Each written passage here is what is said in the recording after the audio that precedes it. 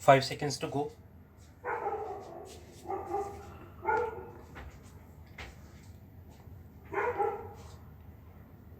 Start. Provided further that nothing contained in this act shall be deemed to empower the rent tribunal to entertain a petition involving such dispute between landlord and tenant to which provisions of the Rajasthan Public Premises Eviction of Unauthorized Occupants Act 1964, Act number 2 of 1965, and the Rajasthan Premises Requisition and Eviction Ordinance 1949 apply, where the petition only for recovery of unpaid rent of arrears of rent is filed, the time schedule and procedure enumerated in section 14 shall mutatis mutandis apply to such petition. Where the petition for recovery of possession is filed in respect of the premises or tenancies to which the provisions of chapter 2 and 3 of this act do not apply, the time schedule and procedure enumerated in section 15 shall mutatis mutandis apply to such petition. A petition shall be instituted before the rent tribunal within the local limits of whose jurisdiction the premises is situated. Arguments advanced by Miss Kasliwal at the first flush appear to be attractive, and one can form an opinion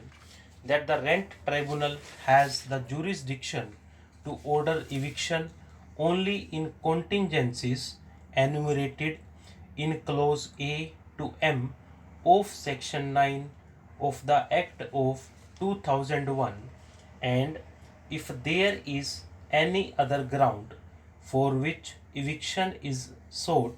the landlord has to approach a civil court. But a close and conjoint reading of sections 9 and 18 of the Act of 2001 debunks such misconception and suggests otherwise. Section 9 of the Act of 2001, which begins with a non-obstant clause in no ambiguous terms, provides that subject to anything contained in any other law or contract, in case the provisions of section 9 of the Act of 2001 are applicable, the rent tribunal shall not order eviction of a tenant unless it records a satisfaction of presence of the contingencies situations encapsulated in clause A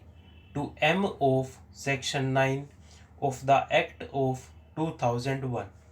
But then section 9 of the Act is not the only repository of powers of the rent tribunal.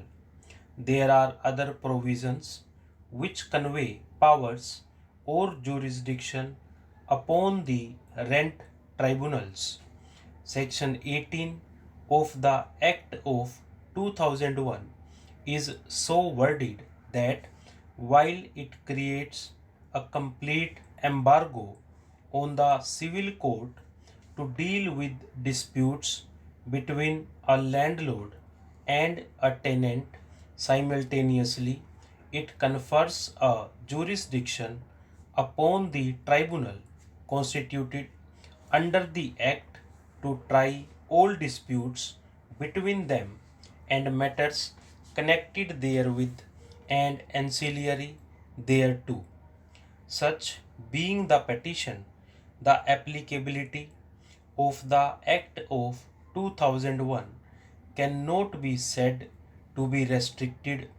to the petitions that are filed